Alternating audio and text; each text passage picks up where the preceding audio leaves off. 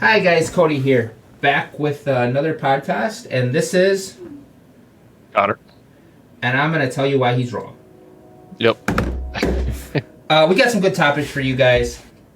We got a lot of good topics. We're going to get into it. We got some things we want to talk about, some things we want to address, and it should be a good podcast. So, I think our first topic, I'm going to let Connor start it off, and we're going to go back and forth. Ooh. Do I just get to pick, or should we go off the first one? Whatever you want. Whatever you want. That's your choice. Oh man. Let's go. Let's go sport tanking. Okay. So I'll let you start with your opinion, because I have a lot of opinions on this one. This is something that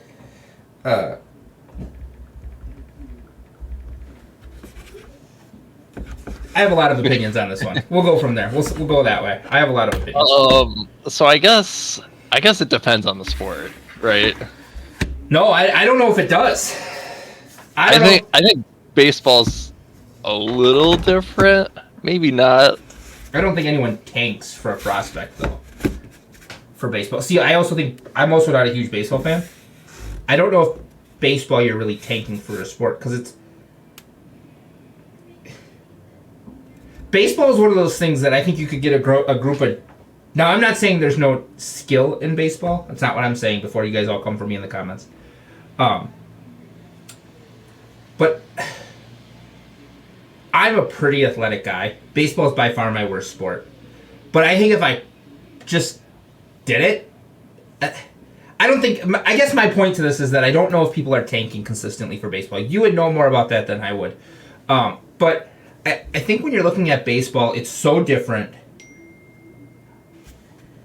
Yeah, not consistently tanking, at least in baseball. Yeah.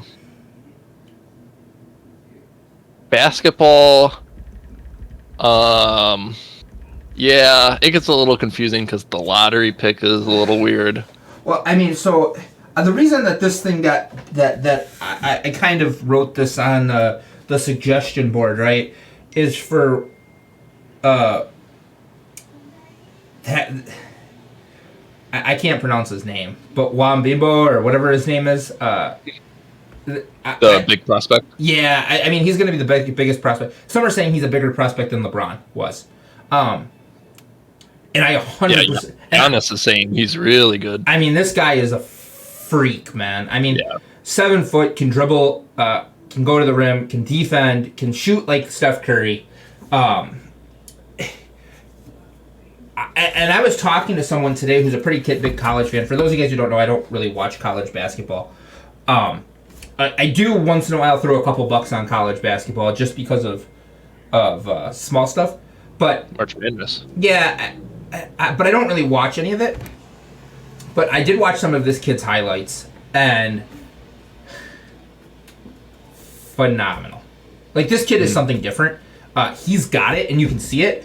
To the point where I hear that he's not even doing workouts with the team because they want wherever he goes at the end of this year, or I guess next year, to be able to develop his body to how they think would be best suited for him. So I don't he's not weight training. All he's doing right now is stretching, because if they want to bulk him up, if they don't want to bulk him up, they don't want to happen. Kristaps Porzingis to happen to him. Obviously, this guy's much better than Porzingis will ever be. I think he's better now than Porzingis ever was. But this guy is phenomenal. And if you guys don't know how phenomenal this kid really is, the NBA is talking about having penalties for sport tanking, for them tanking to get it. That's how good this kid is. So to get to the original question, I had to bring this up because this is the exact example that I was thinking about when I wrote this one down. Right? What do I think about sports tanking? And I watched someone else's podcast on this, and I'll tell you what, it did kind of change my opinion. Because think about it. The Lakers can almost get anybody they want, right? Within reason, right? I mean, they're a big enough market. The Heat, big enough market, right? I mean, New York would be the same way, but unfortunately, they just suck. I mean, you look at New York, right? Brooklyn. I mean, they did get Kyrie Harden and KD at some point, right? Now, did they all mix together? No, but they at one point they had them all. But you look at the Knicks usually can get anybody they want to. Yeah, I mean, it's the big markets are never going to struggle to bring free agency. There's just too much there. Yeah. There's just too much there. It's not a fair analysis. Now, while I agree with all of that, and I was all against sports tanking. I was all for the penalties. I was all for the fines. I was all for all of that. This guy I was watching talked about, is it fair, right? Because you think about it, Milwaukee would not be anywhere without Giannis. Yep. We got lucky with Giannis, and you guys got lucky. I'm not a huge Bucks fan. As you guys know, I'm a Lakers fan. But he was an anomaly, by far and wide an anomaly, right? You look at what he was like when he came into the league. You look at what he's like now. The build, the growth. Completely different. I was watching his Rising Stars game a couple of days ago. Actually, on that guy's podcast. And he looked lost. He did not look like an NBA player. So which is huge credit to what he's been able to do, right? I mean, there's no doubt about it. What he's done is amazing. I'm not taking away from that. But Milwaukee does not have the chance to get the LeBron Jameses, right? Not in free agency, right? Unless they have a special tie to that city, like LeBron with Cleveland or, that kind of thing. You're not getting in free agency a LeBron James in Milwaukee. You're not getting a LeBron James in Portland. You're not getting a LeBron James in Oklahoma. You're just not doing it, right? So the only fair way for them to be able to get a team and build a team is through that draft. Well, that draft is the next LeBron. It's the next LeBron, right? So, I mean, is it fair to be able to tank? No. However, I do think there are some instances where it's kind of like you kind of turn that head like, I understand. I mean, what's that kid's name? Chet Holmgren, right? Yeah. If now that boy running for MVP over there in OKC, that guy who's averaging 35 and 8 or something like that, insane. Single-handedly ruined their chances of getting him. But could you imagine Chet Holmgren and this guy on the same court? Wow. Yeah. If they were both a year in, they'd be a championship team.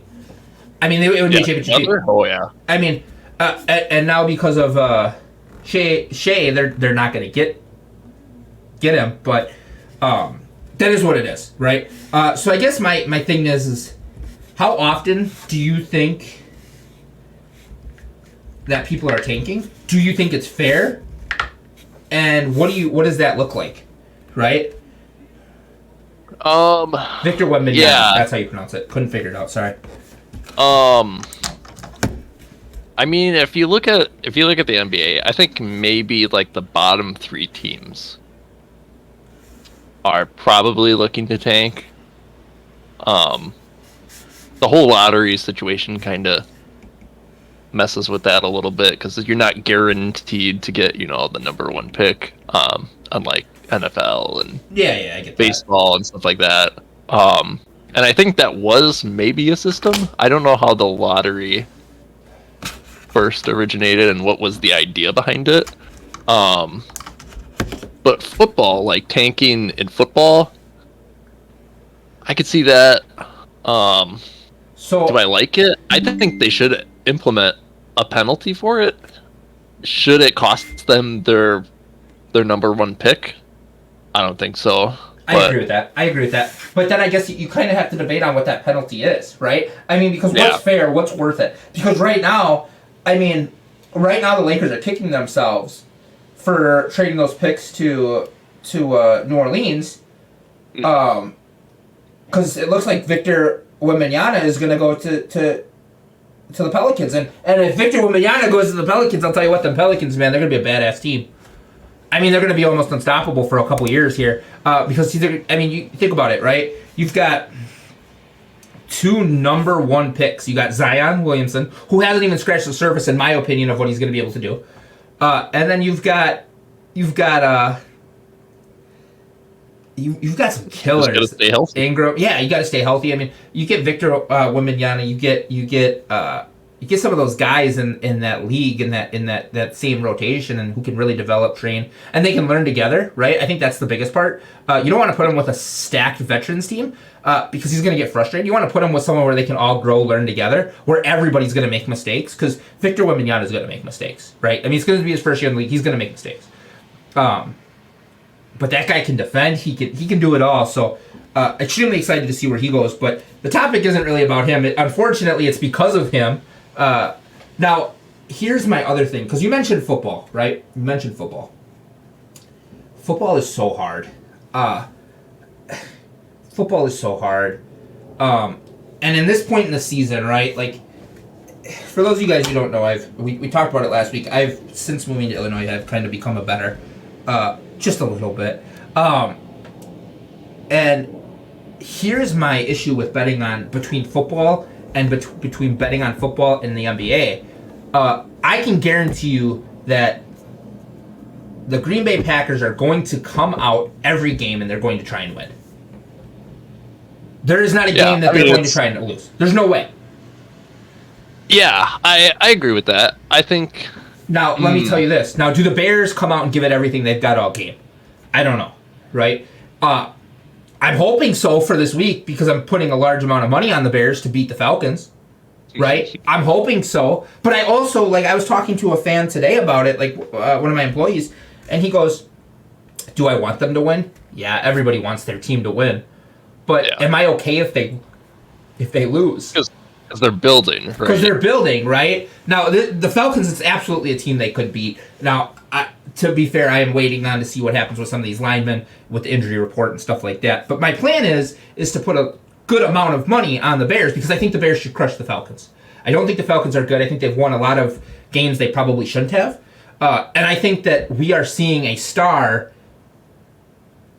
in Justin Fields.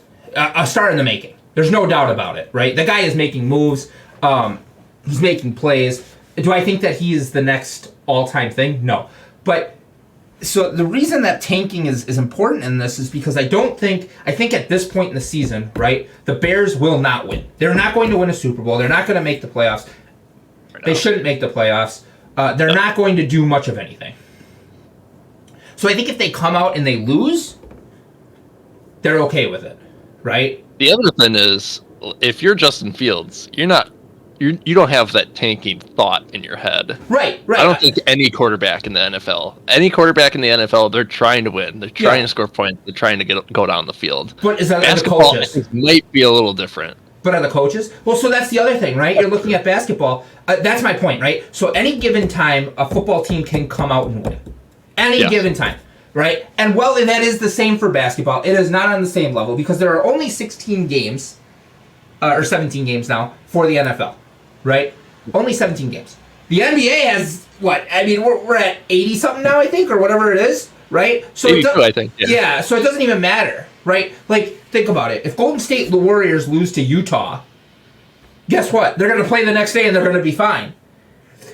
If the Packers lose 5 games in a row, or 4 games in a row like they did, and they snapped their game streak, all hell breaks loose. All hell breaks loose. So because there's less games, it makes that game more important, which makes it easier to bet on because you're going to at least every team is going to try in the NFL unless they're trying to tank. So while I agree with you that, Justin Fields is not going to come out in here and be like, hey, we got to tank, right? I'm not saying he's coming out to tank. But I also don't know if his coaches are like, this is a must-win game. Yeah, I think his coaches might have a different idea, but you can't control somebody else when they're on the field or when they're on the court. You can control the play calling, right? I mean, that's true. You control the play calling, you can control the tempo of the game, I think if the team itself knew they were a bad team, I think maybe it might be different. Bears, I don't know. I don't know what their mindset is. Well, that's the issue. If I was the Bears owner, for sure, I would be thinking, let's Let's start losing games.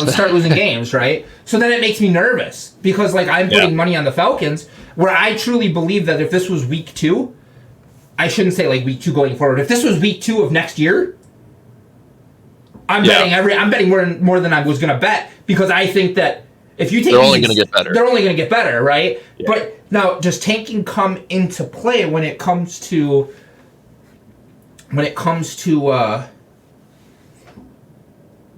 to betting, right? And I think that that's kind of where it is. Baseball is different, like you said. Baseball is completely different. I don't really bet on baseball games too often because baseball is such a hard sport, right? I mean, you can have one hit that gets. I mean, it just is what it is. There's just too many variables for me. But basketball and football, I'm putting a lot of eggs in the basket for the Bears. And if their mindset is as well, we could get, this wide receiver or whatever it is first. Now, I think it is different depending on what position you're looking for, right? I think you're tanking if you're trying to get a quarterback, right? The Bears don't need a quarterback. In fact, that is why I'm feeling comfortable enough to bet on the Bears. Because the talks of the Bears and Justin Fields being the future guy over the last 3 weeks, even though they've lost, has looked really good, right? He's made the right reads. He's made the right plays. He's done the right things. I also don't think that they are necessarily after a wide receiver because Mooney is amazing, right? He's played very well, consistently. And then they just got Chase Claypool. They just got Claypool. So their receiver core is actually probably went from one of the worst to arguably one of the best, right, with Chase Claypool. Defense has never been solid. I think if they just get it together, which is kind of why I truly believe that they could win. Now, if they were going against the Packers, absolutely I'd be betting on the Bears, right? And I want to make it clear, I bet on the Packers to beat the Cowboys and won. And Connor can attest, he's seen the bet. So it's not like I'm just hating on the Packers with this. I truly believe the Bears will beat the Packers as it sits right now, unless something completely changes. When do they play the Packers? 2 weeks, 3 weeks, something like that? Oh, I don't know. That will be an interesting game because I think both teams are going to win. And that is why I bet on the Packers, because I think even though maybe tanking might have crossed their minds, they were not going to let the Cowboys beat them. Yeah, especially in Lambeau with Mike McCarthy coming back. 90,000 fans. Yeah, I mean, it's a little different. Yeah. So I think it all depends on who you play, and I don't know if the Bears playing the Falcons will be able to be like, well, we got to win this one. The only reason I'm confident is because Justin Fields has had absolutely amazing play, and I think they need a win. I mean, they've lost, 3 in a row, games that they should have won that have come down to basically nothing. Yeah, I'm okay with that. Petty mistakes are going to happen. I don't really think that the Falcons are that good. But getting to the real topic of sports tanking, that's the kind of thing that sports tanking can do, right? It affects more than just the game. It affects sports betting. It affects betting odds for everything, right? Because as much as we don't really think about it, I am thinking in my head, is it worth me to bet on the Bears in case they're in tank mode? Yeah, that's something I never thought of. And that's the issue I have with sports tanking. Yeah. Should there be a penalty in the NFL, and what would be the penalty? I think in the NFL it's really, really hard to say that there should or should not, right? Yeah, and I think another part of it is how do you know if a team is actually tanking or right. if they're bad? If they're bad, right? I mean, injuries happen, and if Aaron Rodgers got injured and we lose every single game, I would understand, right? Because that's the Green Bay Packers team. That's Aaron Rodgers. Yeah, 100%. No, I agree with you, and I think that's kind of where we come in, right? As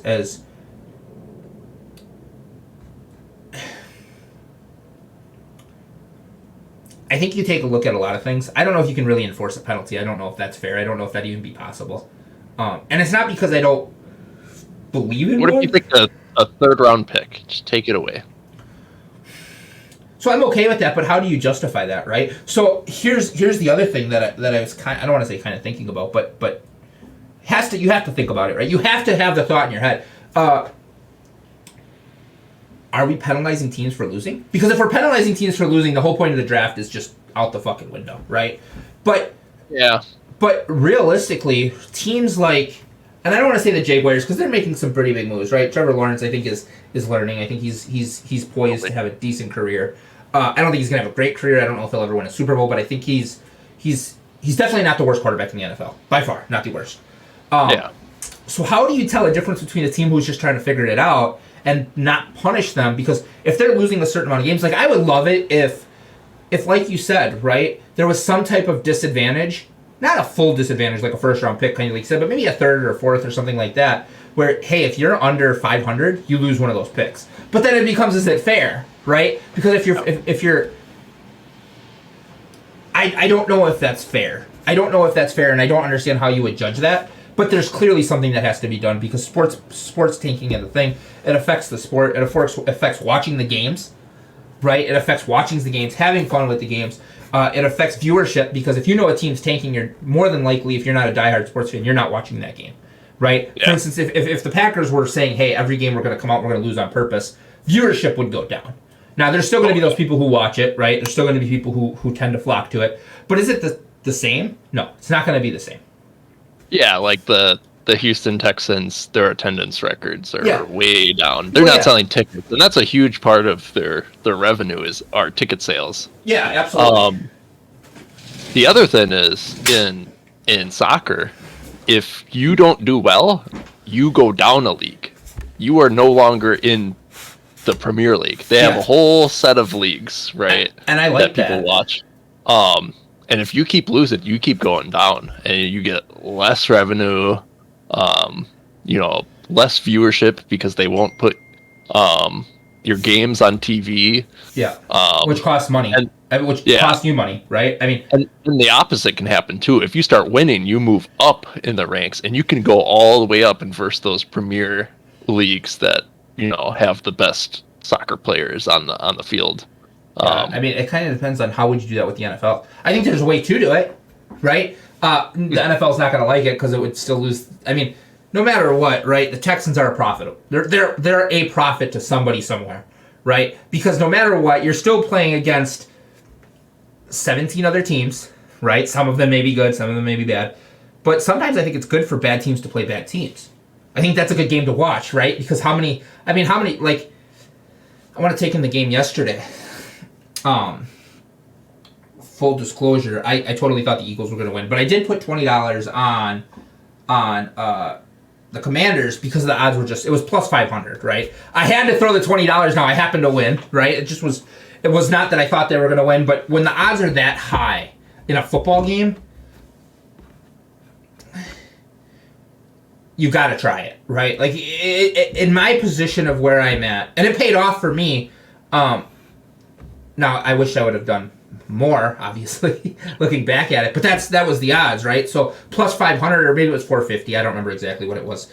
And I'm a huge flipper, right? Like, I'll flip, you know this, but the audience, I flip in the middle of the game. I figured, hey, if they score a touchdown first, I might make $10. Who knows, right? Like, it doesn't matter.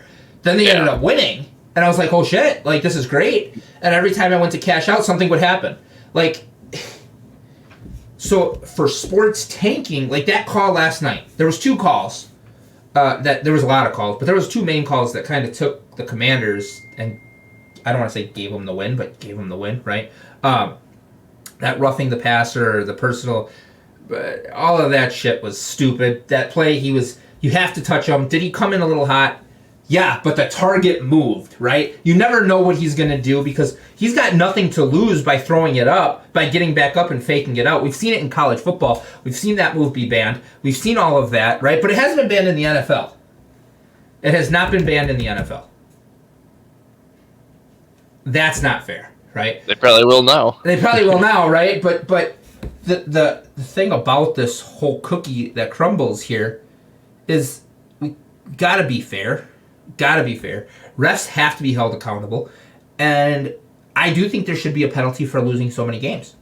I think we're still an NFL team. We're paid millions of dollars. I'm sure the NFL gives funding to the teams for this, that, and the third. We got to be able to hold our teams accountable. But unfortunately, the NFL is just a money grab, and we're not really worried about the sport of competition.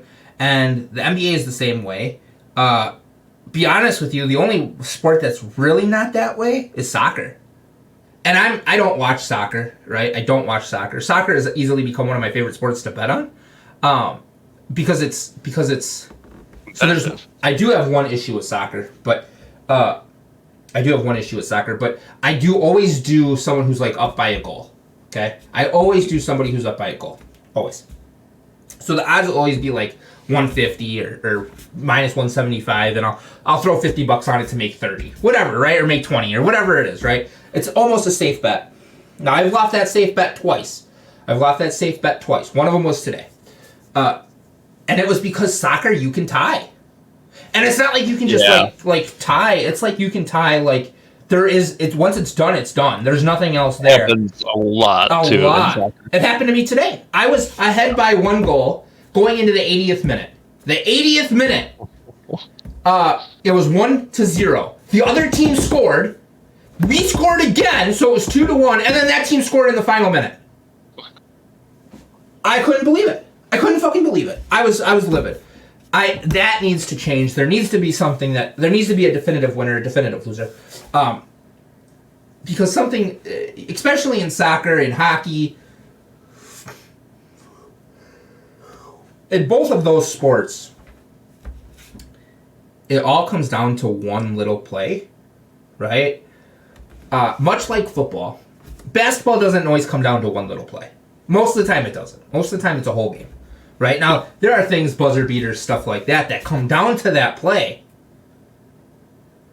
But in football, there's an overtime. There needs to be something for soccer, and soccer would be the best sport to bet on at that point.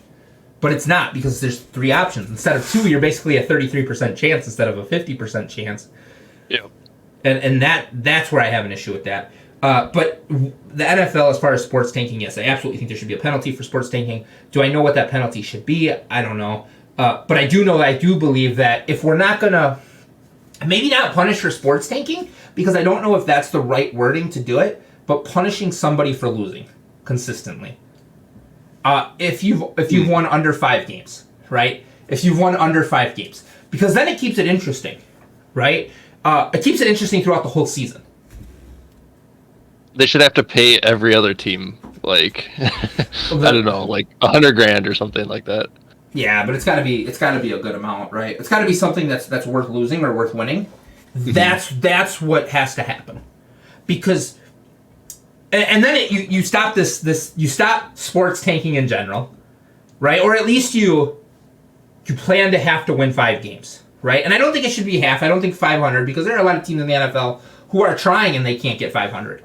Yeah, especially if one division's stacked and you're like the bad team of the division, you're just getting beat on. Yeah. Like you're gonna have a tough time. Yeah. So I'm thinking like 5 games. What, 5 out of 17? I like that. I think that's the way we should go. Give me a call, NFL. I'll help you implement it for a quick fee of $40 million. Into my account today. I'll help you implement it. I've got ideas. We can make it happen. I absolutely think that should be a thing. I agree. I think they should enforce at least some negative to not performing well. Yes. Yep. I don't care about the sports tanking, because if you're penaltying someone for losing, it's different than tanking. Like Miami, tank for Tua. Yeah. I mean, they knew what they were doing. They wanted Tua. They got Tua. Yeah. And to be fair, it's paid off now, right? It's paid off. But now, how different would that have looked? How different would that have looked if they would have had to win 5 games? Yeah, I mean, depends how much you value the upcoming draft, I guess. Yeah, 100%. If they really valued Tua, I think they would have been like, yeah, we'll just lose every game. Right, but then it's a long-term effect, right? There is an effect on that. And I'm okay with, that's where strategic comes in, right? Like, we're having tanking now and there's no penalty. Imagine if, like, and Victor Wembanyama is a different case, but I think everybody would take that penalty. But now think about it, right? If you're let's say Victor Wembanyama in the NFL, I know he's NBA, and people aren't gonna understand what I'm saying, but Victor Wembanyama in the NFL, it becomes very interesting, right? Because let's say you have to win 5 games, or you lose this. I think there are teams that go for that 5 win. Absolutely, the Bears. I think the Bears in that case, because they don't need a quarterback, they don't need a wide receiver. Their running backs are great. That means that there are 3 positions that you would and you don't really draft high for a running back, but you get my point, right? You don't want that loss because the extra player in the coming rounds is going to help you. Yeah, I agree with that. I like that, and I think that the Bears try. That's a good target. Yeah. I don't, like I said, I don't think the first round pick is necessarily fair. But if you're looking at the third round pick or the fourth round pick or something, it doesn't really matter. That. Yeah, it should. Yeah, you should definitely be penalized something, either money, draft pick. Yeah, something. I kind of like the draft pick because most of these NFL owners don't really give a shit, right? They've got enough money. Like Jerry Jones, I don't think he would care if he had to pay $500,000. I don't think he'd piss out $500,000 to tank if that was his plan. Yeah. That's why I like the $100,000 to each other team because there's 30 teams. Oh, it's each other team. Okay, I like that. Yeah. Well, I mean, that's like what, $3.5 million or something. Yeah. Right. Which is not enough to really be like detrimental. What about this? What about it going toward your cap space? Yep, that would be equally penalizing. I think that'd be good too. Yeah. What about it going toward your cap space? Anyway, I think we both understand that something has to happen for sports tanking. Because I think as we go in the future, more and more sports tanking is going to happen because the prospects are only going to get better. There's more technology, there's more people who are dedicating their life to the craft. So I think it's only going to get better. I agree. All right, should we move on to the next topic? Yeah, what's next for Nintendo? What's next for Nintendo? Oh, so I think Nintendo's got a very weird opportunity in front of them. I don't think they leave the portable game, to be honest. And that's unfortunate, because I do like the Switch. I think the Switch is a fantastic system. And Nintendo's never been a powerhouse, but I do think eventually they're going to turn into a powerhouse. I just see the writing on the wall. I'm really looking for a Nintendo VR. That's what I'm looking for. That'd be awesome. I think we've had this conversation. And you can kind of see it, right? You can kind of see it with what is that, Mario's Kart Circuit that came out. That wasn't really VR, but it's a step in the direction for them, right? It's AR. Yeah. And there's some of that. I do think that there is... I do think that the next system will be 2 years. I do think that. I think that we're going to see something, whether it's a Switch Pro. I think that window's kind of closing, though, to be honest. I don't think... I mean, how much longer can you just increase the power of the Switch? I don't know. Yeah, I mean, they're pumping out games left and right now. I can't even keep up. Yeah, I mean, there's so many games. I mean, we got, Pokemon next week? Yeah, there's been 4 Pokemon games in 2 years? Yeah, 3 years? That doesn't happen. So, yeah. I think what's really next for Nintendo is they really have to decide. I think they hit a home run with the Switch, obviously. Sales tell you that. I mean, men lie, women lie, numbers don't lie. So I think that there's some of that. I think what has to happen is Nintendo has to definitively decide what they want to do. If they want to be a hybrid console, the problem is more and more things are competing with Nintendo being a hybrid console. I mean, Steam Deck.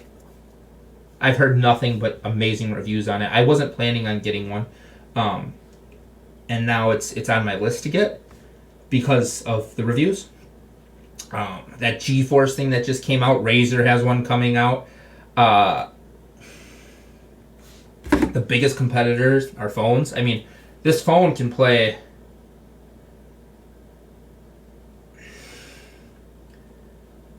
just about anything. I mean, with the cloud gaming and stuff like that, or stream it to a device and stuff like that. I think that technology is getting really good. I mean, Nintendo's going to have to do something if they want to stay in hybrid. There's no doubt about that. I mean, Nintendo's going to have to do something big.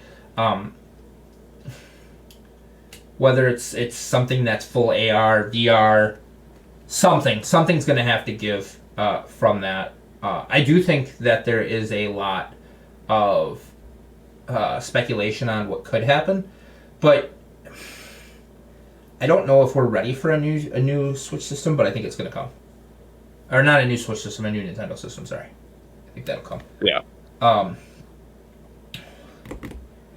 don't exactly know if I think that that we're gonna have a dedicated home console again from Nintendo. But I'm hoping. I'm somebody who I don't play the Switch in handheld mode. I just don't. Very, very rarely. How about you? Yeah, I mean, I guess it depends. I mean, if I'm on a plane or something like that, like, perfect, right? But 99% of the time, yeah, I'm playing it docked. So I will say, when we went to California for your wedding, we did take the Switch. It was the weekend that Mario Strikers came out. And in my bag to take on the airport, I brought 2 Pro controllers and I set it up on the little dock, and me and Cheyenne played against each other. I will say that I did not play it in handheld mode with the Joy-Cons docked or anything like that. I played it full out and with the Pro controller. Now, I do have the OLED that I use. I would not have done that without the OLED. The OLED makes that manageable. I will say that. In my opinion. Otherwise, now the original Switch was great. I even think the Switch Lite is perfect for handheld. I just like a real controller in my hands. That's what I like. I like the Pro controller. Yeah. I think so.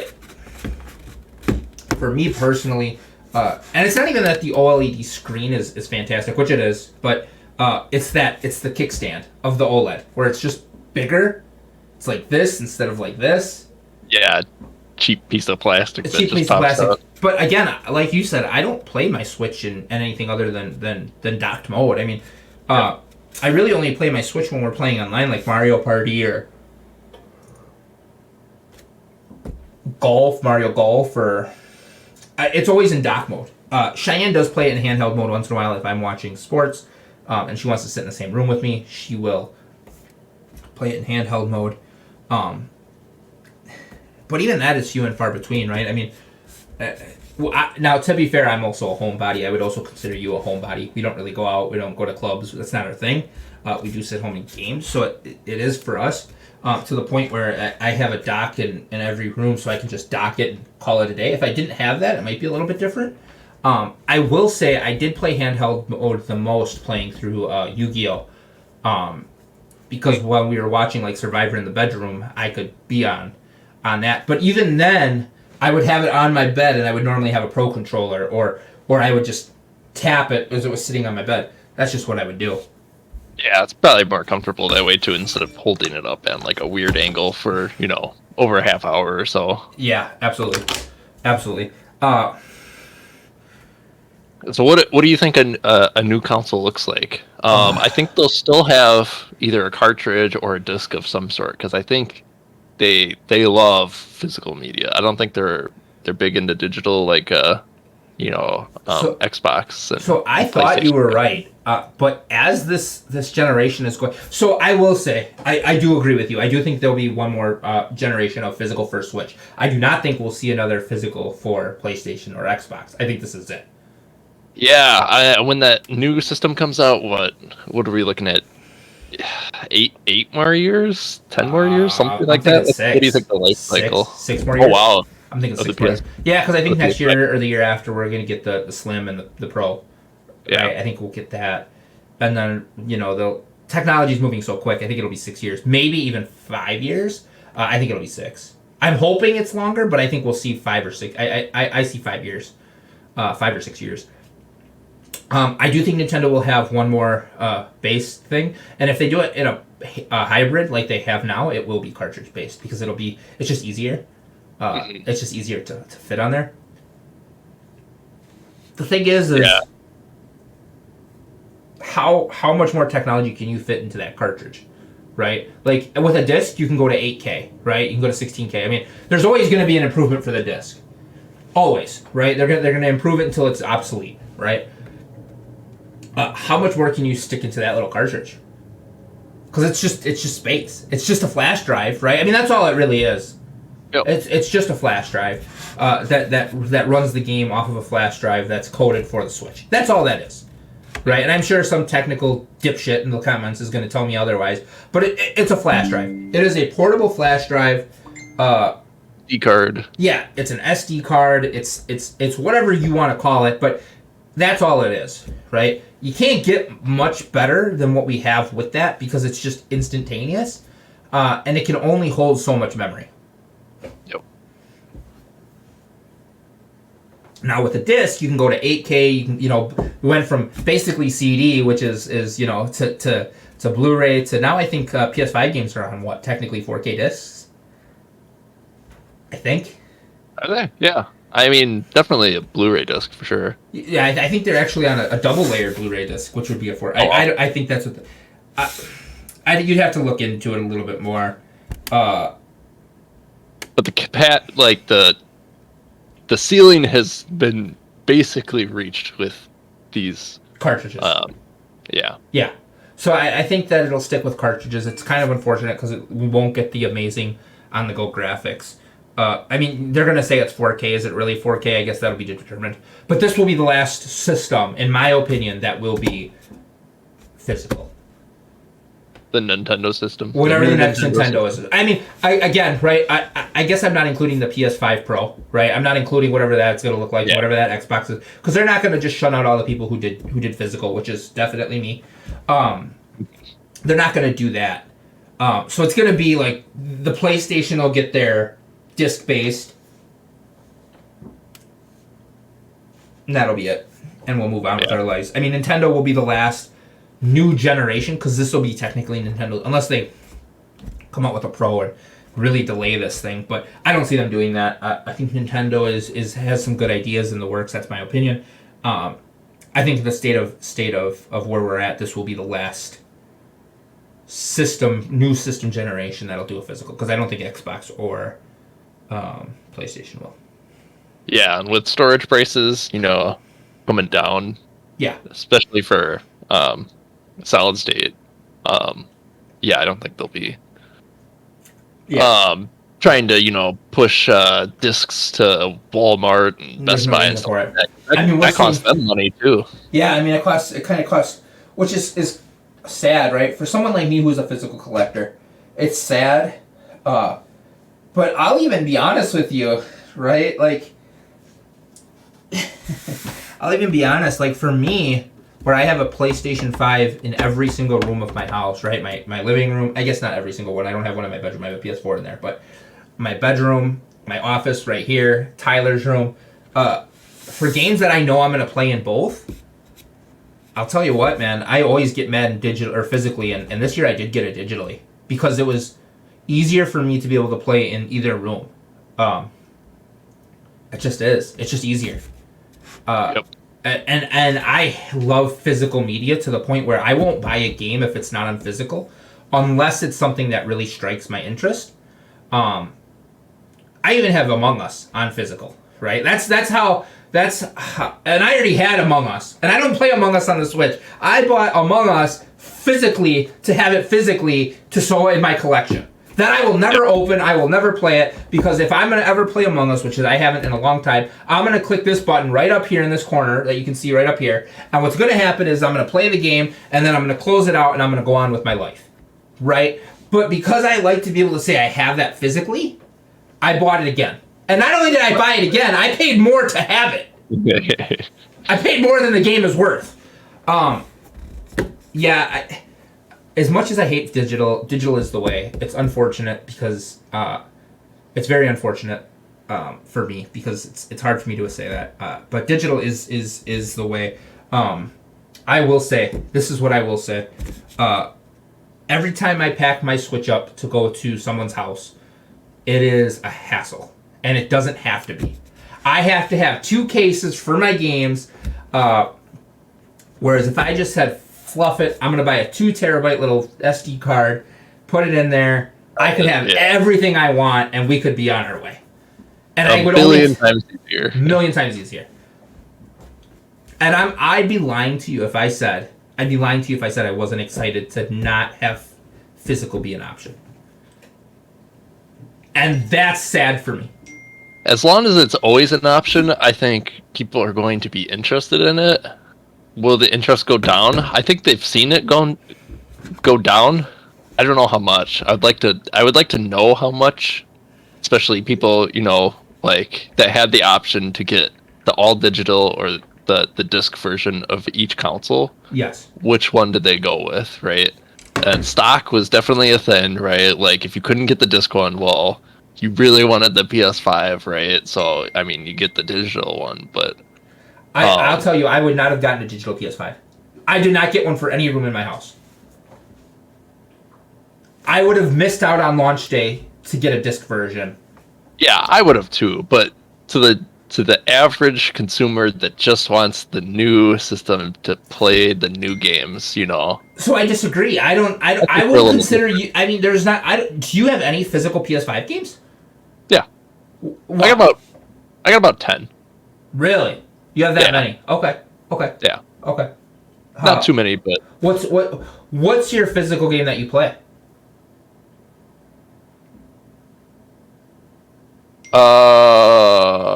I am not playing a physical game. And I haven't in a while. I actually have not bought a physical PS5 game in, I would say, over a year. Over a year for sure. What's the physical PS5 game that you did play? I played Hades. I played So why did you buy that physically and not digitally? It was on sale. That's my point. That's the only reason you did it, right? Yeah. That's it. That is the only reason. Yeah, once they get rid of it and the digital market, controls everything, that's gonna suck because they're gonna keep those prices high and they won't have sales and and you can't buy used games. Yep, can't buy used games, and that's a huge business. It's a huge market. That's the only reason I think it might continue. GameStop out of business. Oh yeah, GameStop will be gone. Yeah. I mean, GameStop's gonna be gone either way. Make that switch, they're done. Yeah. So that would suck.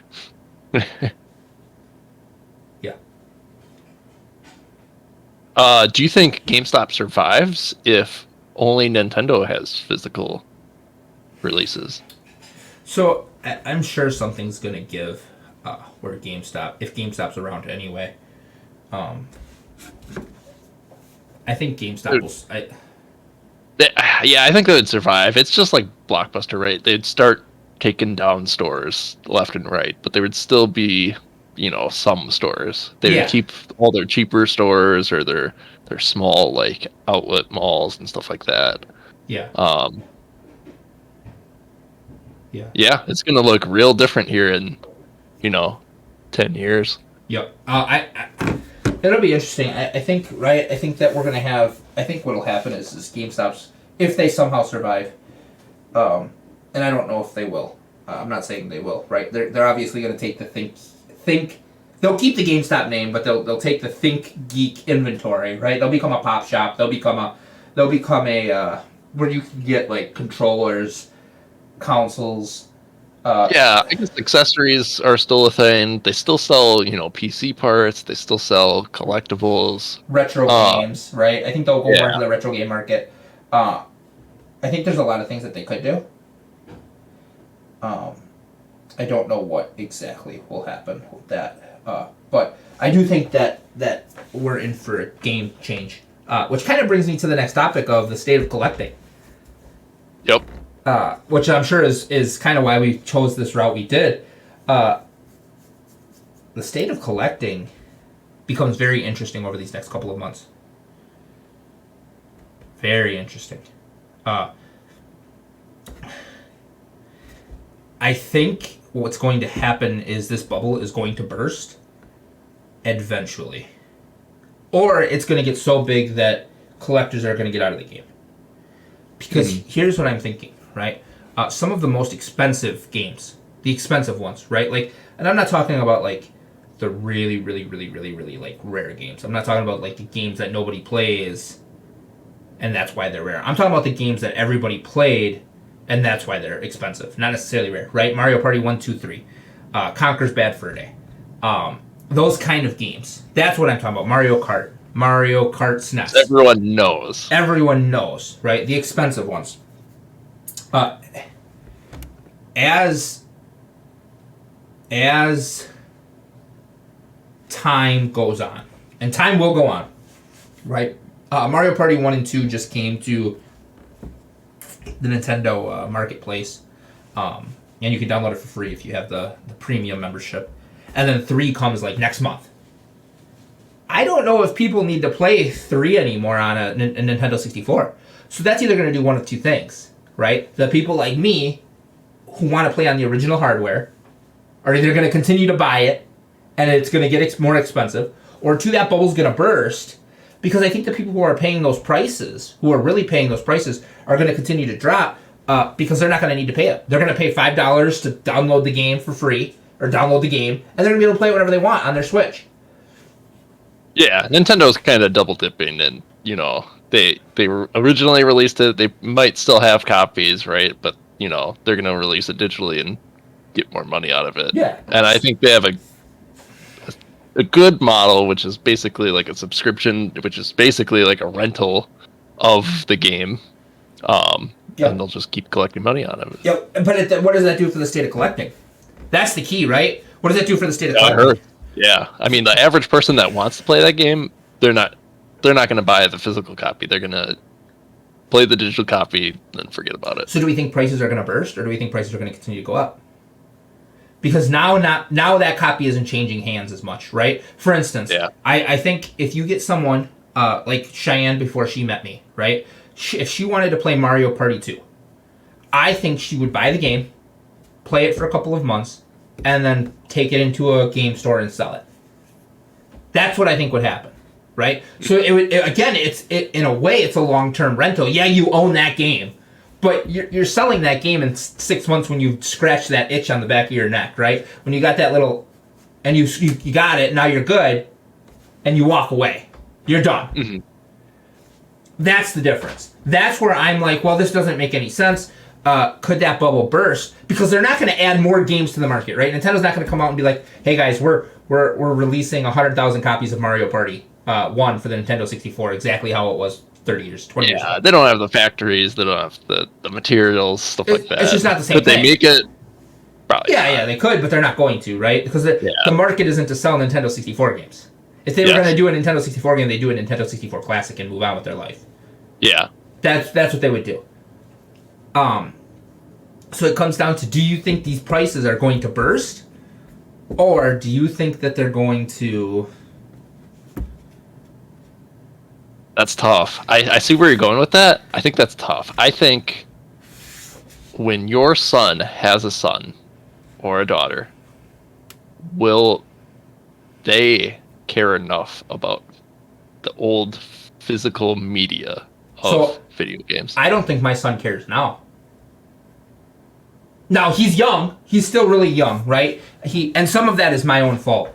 A lot of that is my fault. But I had a conversation with Tyler, I want to say it was a month ago now, that when I die, all this stuff would go to him. And you know what he said? He said, "Great, and I'll have to throw it all away."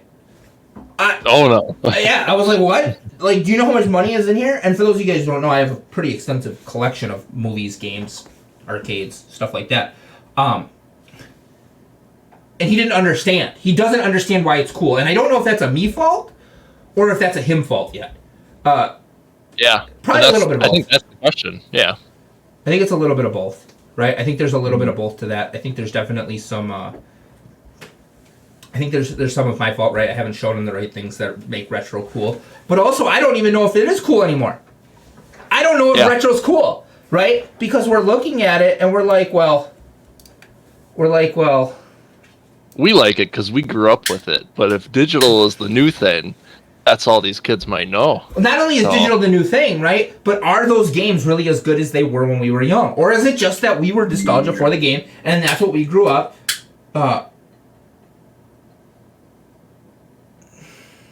I think collectors will always be collectors. No matter if there's a collector, that's not even born yet that wants them. I think they're only going to be going after specific titles, very top games, Yeah, I do not think that Splatterhouse in 5 years is going to be super expensive. I don't think so. I shouldn't say 5 years. 20 years. I do not think Splatterhouse for the Sega Saturn is going to be expensive. Not as expensive. It's only going to be like the premier holy grail games, right? Yep. That are going to be Yep. the ones that survive, you think? Yeah, yep. That's how I think. And I think movies are going to be the same way. Because I think eventually physical, like, right now, I'm going to use movie DVD Blu-ray collecting for an example here. Because it kind of fits. It kind of fits the only way I can really describe it. Because the times have changed that much for movies, so what was appropriate and what wasn't, that I can justify this. So, have you ever seen the movie The Ringer? Nope. Okay. It's a Johnny Knoxville. It's a Johnny Knoxville film. Basically, and I'm not going to offend anybody here. I want to make it very clear. This is just what the movie's about. I happen to like the movie. Yes, I am a horrible person for liking the movie. It is about a guy who, I don't remember exact. It's been so long since I've seen the movie. But it's about a guy who basically acts like he's mentally ill. Or not mentally ill. Has retardation, right? To join the Special Olympics. I think it's to win money or to win a girl's heart or whatever that case may be. Yep. Whatever that is. I don't remember exactly. It got released on Blu-ray and was instantly removed from the store. That will never get released on 4K. It will never happen. And probably rightfully so, right? I'm sure that movie hurt a lot of people's feelings. I'm sure it did. Right? I'm sure it did, and that's fair, maybe not. Probably a different time when the movie came out, though. Yeah, 100%, right? You know what that... can you share your screen real quick? Yeah. Go to eBay and just look up what The Ringer on Blu-ray costs. Oh, hold on. I don't want to spoil. All right, there we go. Screen one. eBay. The Ringer. Blu-ray? Yeah.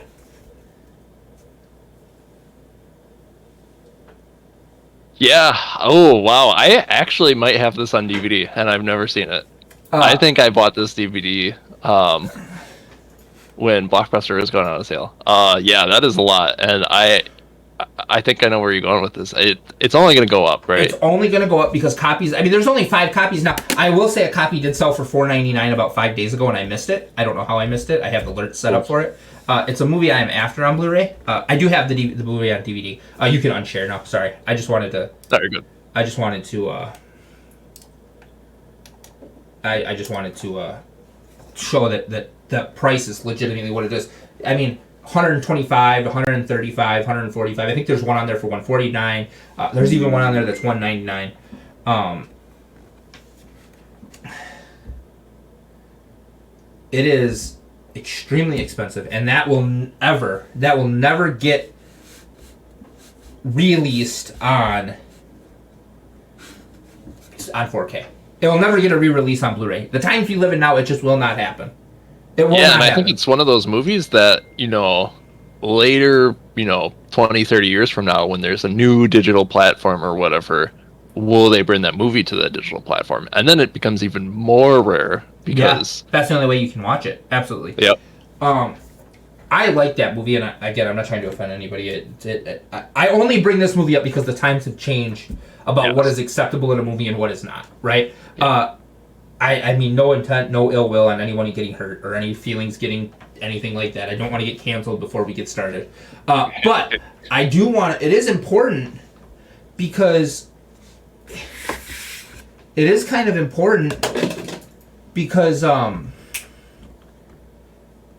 it comes down to is like you said, that movie is never going to get re-released, right? There are only 5 copies up on eBay.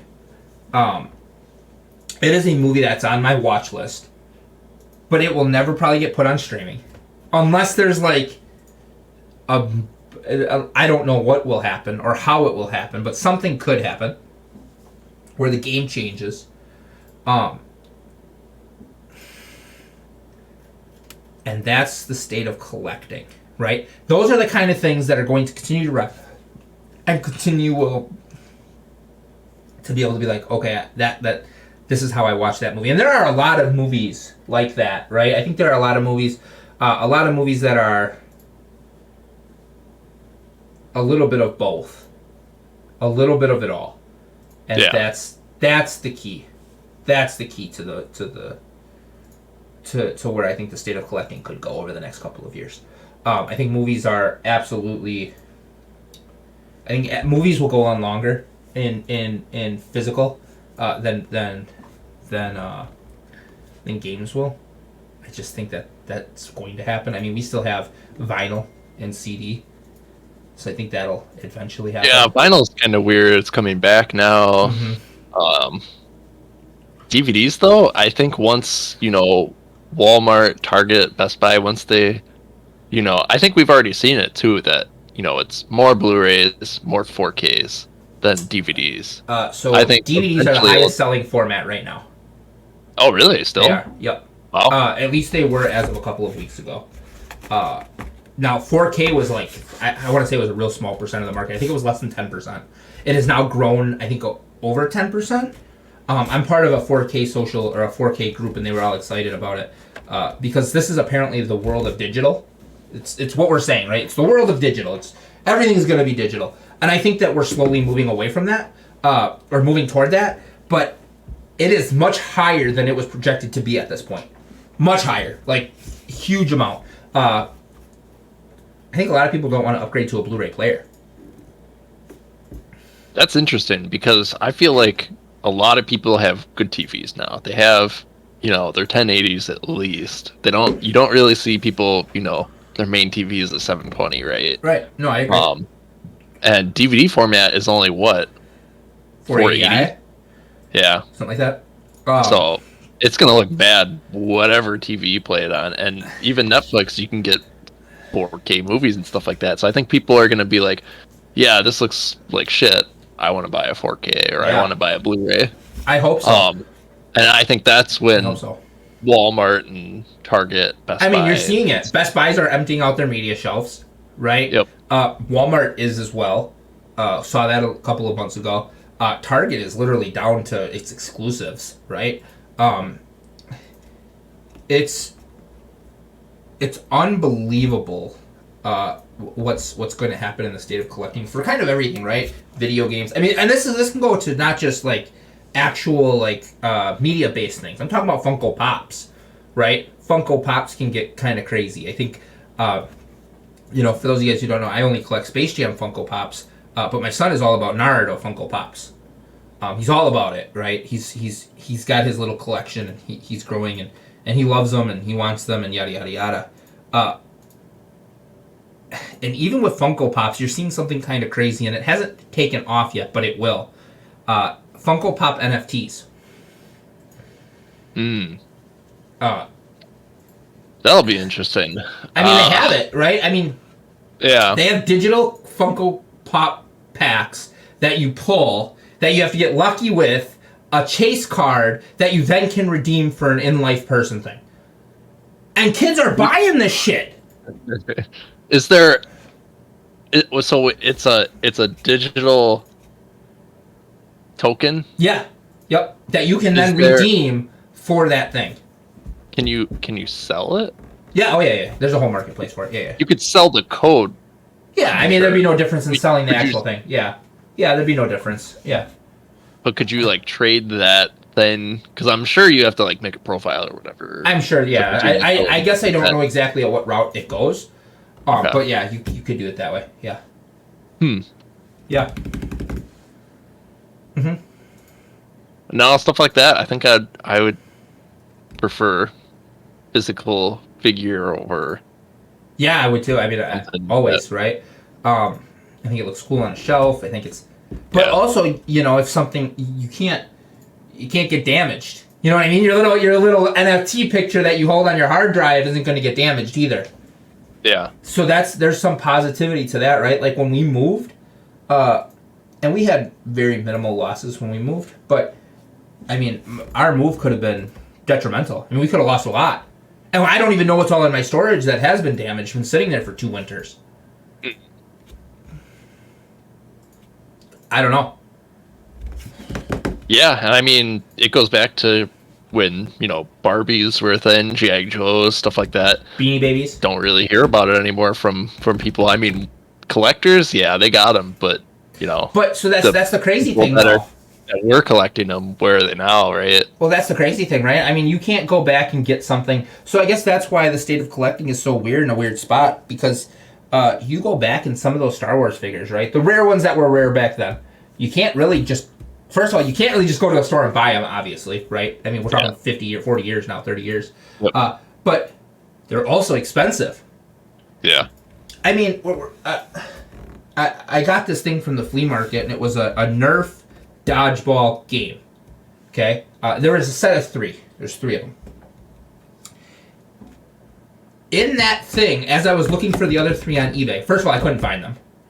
Second of all, there was a football, a foam football. I'm talking no bigger than this. It was going for over, it was like a brain football. Yeah, that's what it was. It was a brain Nerf football. It's going for like $499. My gosh. I was like, are you kidding? Like, that's really fucking cool. If it was like $20, yeah, I might get it, throw it on my shelf. It would look really cool. But for $499? Absolutely not. Now, mind you, this one was sealed. It was obviously mint, right? But the things that people want, it's all going to depend on what this next generation really does with it. Yep. Because if Tyler doesn't start to develop some type of connection with my collection, it's gone when it's his turn to take it over. It's gone. He'll sell it, throw it away, whatever. Right? He just will be. So it's kind of up to them, and it's kind of like the whole world's up to them, right? I mean, it was all the way up to us, and now it's up to them, and it'll continue. And we're still at this weird point where I don't want to say our generation doesn't matter, but it doesn't. I mean, Tyler's generation and the 2 generations before us, they're old enough to where they haven't died yet, right? Old people are a thing. And then kids are advancing at a much faster level than we were advancing when we were kids. So, like, our generation is just kind of here, right? Like, it's just kind of here. And that's with collecting, that's with politics, that's with... Because once some of these older people, right, they kind of move on or retire or get out of the game or whatever they do, the world is going to change for everything. And it's going to change, like, overnight. It's going to almost happen overnight. It'll be instantly. It'll be a change of power. It'll kind of be like when Michael Jordan took... There's a new sheriff in town over Magic Johnson. It will be like that. And it will happen so quick that we will not understand what happened. And although while we are trying to remain relevant, we will not be. It just won't happen. I mean, the kids now are... I consider myself a pretty technologically advanced person, and I think Tyler, in 10 years, is going to be... 5 years is going to be able to blow me out of the water. I remember when my dad used to be able to show me how to hook up video game systems, and I'd be like, oh, that's kind of confusing. And now if I showed him my setup, he'd have a heart attack. He wouldn't know how to do it. It would just crumble, and that's not because he's stupid. He's a master electrician, master plumber, and has. Why isn't this easy? Yeah, it wouldn't be the same thing. It just wouldn't be. And my dad's very understanding of how things are, but he wouldn't be able to grasp why I have 4x2 HDMI matrix.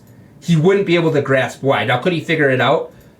Yeah, probably eventually. But it took me 40 or 50 hours of straight tray time to figure out my setup. And that's with me having the products, doing literally 40 or 50 hours of nonstop research, and then putting it together. I don't know if he'd need to do that. And I'm concerned because this level gap between me and Tyler, and it's only going to get worse, right? My next child is going to be even further ahead just because it's just that point of where we're at. That's what I believe in. That's what I think will happen with the state of collecting. I think it'll matter what I think there'll be a few real collectors who have things like, if you go on YouTube and you search the biggest Star Wars collection, that collection will never die. It is one of the coolest collections you'll ever see. Star Wars is still going strong, but some of these other things, I mean... Yeah, Beanie Babies are not a thing anymore. I do think Funko Pops will stick around for a while. I think Funko Pops are here to stay, just because they're so personalized, right? Like, there's so many, and they're all cartoonized, or... you can go to the store and you can get cartoons from when we were young. You can get things that Tyler relates to, right? I think that's why Funko has done such a good job. Phenomenal job. But, like...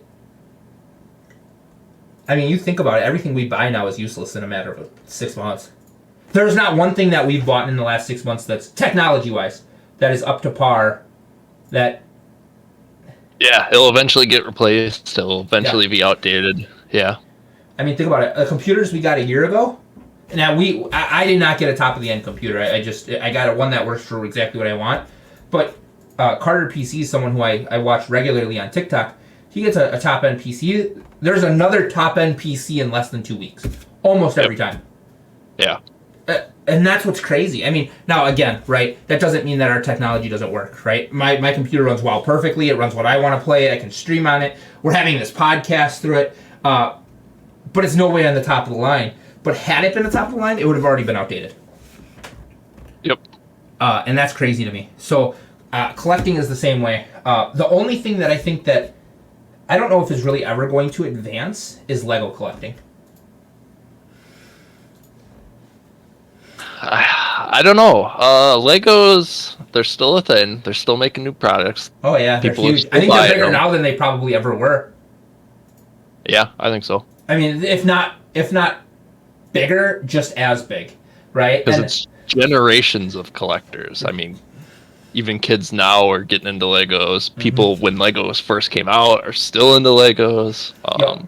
And that's why I think Funko Pops hit just as the generation was starting. So they'll have this whole generation, right? Tyler's into Funko Pops now. 10 years, he's still going to be into Funko Pops. I believe that. And he'll be kicking himself like I'm kicking myself for not getting into collecting 2 years earlier. Yep. I mean, that's exactly what will happen. I mean, that's verbatim what will happen.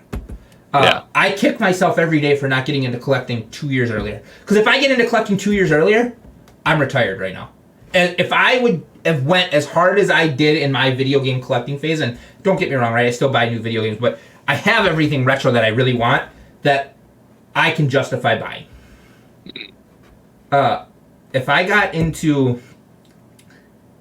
Same thing with steelbooks, but steelbooks were only about a year and a half for me. I was pretty early on steelbooks. If I would have gotten steelbooks a year and a half, man,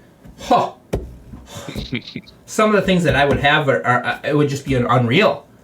And that's where we're at with the state of collecting. I think it's going to depend on what kind of started, how it works. Funko Pops are not going anywhere. It's just not. It's not. Everybody compares Funko Pops to Beanie Babies. It is not the same thing. It started just as the generation. If you look at what Beanie Babies happened, it was... Beanie Babies were when we were 25. 25. My dad and my stepmom, they had Beanie Babies. They had the whole set. They would go to Beanie Babies all the time. Funko Pops, my son is looking for Funko Pops at 8 years old. He's at 8 years old at the flea market running up to Funko Pops to see if they have the ones he wants. And he's only been into Funko Pops for about 3 weeks before the flea market ended. Imagine. I think he already knows, collections and stuff like that. What sets are coming out, I'm sure, stuff like that. Yeah, and it's only going to get crazier. It's only going to get crazier. Yeah. It's only going to get crazier. All right. Let's do, because we're on an hour and 12 minutes. Let's go to your cheer list. Because if we have to move toys to collecting, I want to keep it around an hour and a half to an hour and 45 minutes. Good. Because I don't want it to oversaturate and lose viewership through. So let's go to your thing, and if we have to push off Toys to Life, we'll push that off till next week. So, for those of you guys, sneak peek, next week, the topic we'll talk about is Toys to Life, because I do want to touch on that next week. I think it would have been a good topic for this week, but we kind of got sidetracked with some of the sports stuff. So, let's what we're going to do is we're going to do another tier list.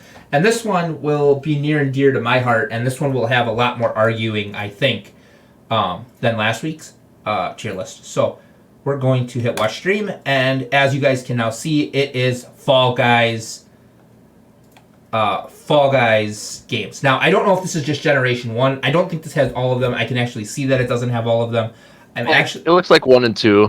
Yeah. This was probably the best list I could find. There's one that has a lot of them, and I didn't know if we wanted to go through that because that might be an hour in itself. Yeah, let's stick for this. If we get a lot of questions, concerns, we can touch back on this one. But this is a good list for now. What do you think of this so far? S through F. I think we can start with it. And if we need to edit things, we can edit things for sure. For sure. Okay. I have a lot of strong opinions on this, so this will be good. Any of these jumping out at you? Yeah, Fall Mountain is absolutely an S. It's not even close. I so agree. before we start this, I want to make it. We are both very good at Fall Guys. Yep. We have both won 5 in a row several times. We have all the trophies. We both platinumed it. We played this game pretty much from day one all the way on, and still hop on regularly. We have probably all of the rare costumes that you're thinking about. I am like 1% of Fall Guys. Oh, I would even say 0.1. I would put money that if I turned on my system within 2 games, I would win. And Connor is up there. He's up there. I mean, we're right there. Crown level. I think I'm. If I wouldn't have stopped playing, the only reason that we took a long break from Fall Guys, but I want to make it very clear we are very, very good at Fall Guys, and that's not just like me saying it to say it. I want to make sure when we say we are like, I would say we got professional level. Yeah, like it's yeah. I would agree with Connor, 100%. And that's not like you said. There's not neither one of us are really laughing. This is it's very serious. Fall Guys.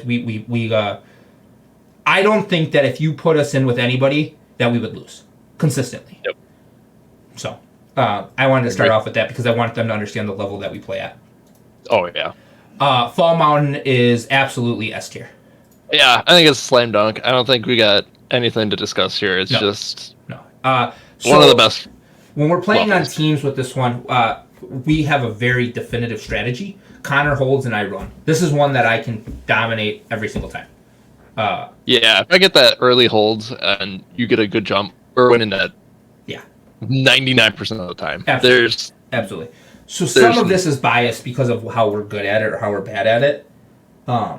We got to remember that too, but we'll try and be unbiased. Yeah. So the other thing that I want to talk about is these are not going to show the hard modes. We're going to just do generalized information on it. And we're going to take it for what it is, right? So if it's a final, we're going to compare it to other finals. If it's a team game or not a team game, we're going to play it as if it's not a team game. That's how we'll relatively do it. I think that's the best. You picked the next one because I picked Fall Mountain. Ooh, let's find an F here. There's only one F on this whole board. Egg Siege. Yeah. I absolutely hate it. That's the F I was thinking of. So that makes me feel better. That's how much me and Connor are on the same page with this game. That is absolutely F tier. Absolutely. And it's I would actually, if there was another tier after F, it would be in that. It is terrible. F minus. It's terrible. Perfect match. I hate it. I think it's probably I would say it's last in D. No matter what, it's last in D. I might even give it an F. The only reason I don't give it an F is on the hard modes. So yeah, I agree with that. I hate Jinxed. So I put Jinxed. I can get behind hating Jinxed, because it always comes down to 1 or 2, and I don't think that's fair. I think we can be as good. For this one, we are getting better at it with where I just go get myself caught right away. We're getting better at this. I would put it ahead of Perfect Match, but still in D tier. That's tough. You think it's worse than Perfect Match? I think right now it's okay. I think I might rank Perfect Match a little higher than it. Really? Wow. Yeah, okay. Jinx has a decent amount of luck, right? If you didn't have that strategy of getting jinxed right away and jumping in and taking people out, I agree with that. It would be completely luck based. But you get a bad teammate that starts with the jinx, we're losing. Yeah, I agree with that. I agree. But I do have more fun playing Jinx than I do Perfect Match. Yes, I agree. Okay. I also do, and I do not like Jinx. Yeah. Okay. Good. I just want to make sure. Let's go for Slime Climb. I think Slime Climb is right behind it. Right, it's S tier. I like Slime Climb. When that was the only one that was going on for the whole episode, I loved that. I played that all the time. I had everything in the game, and I played that. I am very good at Slime Climb. I can do almost every glitch and every shortcut in the game. And I finish top 3 every time. Connor is right there with me. Everything. Yeah. Yep. Yeah. I like the spot. I think it's back of S, Yeah. top of A. Yep. I agree. Yep. 100%. So I think we're good there. Hmm.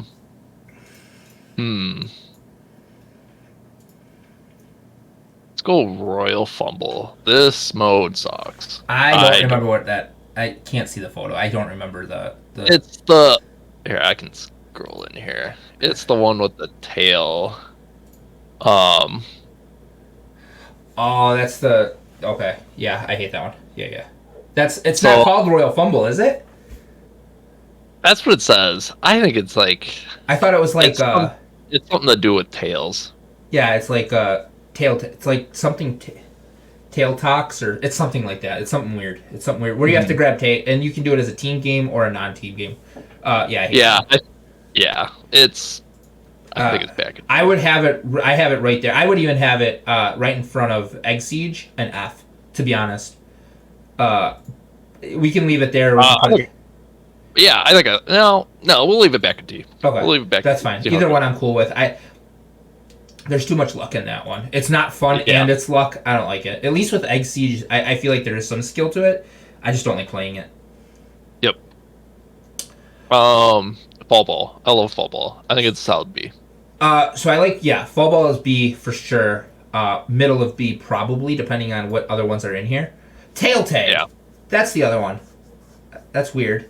Tail tag. Yeah. Oh, okay. This is the final. Oh, where one person yeah. That's it's the okay. It's just not fun. No, not at all. Tail tag, I would put above. Oh, really? Okay. I'm okay with they're interchangeable to me. I don't care. I don't. They're both. It is what it is. It's costing me a top 5, or it's costing me a top 5 in a row. Yeah. Yeah. Yep. This is brutal as a final. I think it sucks. Tail tag. I think, early on you get this one and you're out. It's not the end of the world, but it's equally not fun. Yeah. No. 100%. 100%. I actually like Wall Guys. I know you don't, so that'll be one that we'll argue on. Yeah. Initial thought, I think it's C. It's just not fun. See, I like that. I would put it back of B, but I can get behind C. Okay. I like it in C. I think it's even lower in C, but we'll have to see as this goes. Fruit Shoot. I kind of like Fruit Shoot. Probably back of B. Maybe top C. I would put You could argue it's Fall Shoot, but I'm okay with that. Maybe more fun. I lost audio. There's different things going on in it, but I lost audio. I don't know what's going on here. Oh, that's because of me. Hold on, guys. Hold on.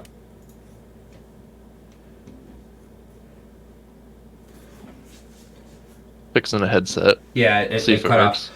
Yeah. No, you can't hear me? Mm-mm. Hello?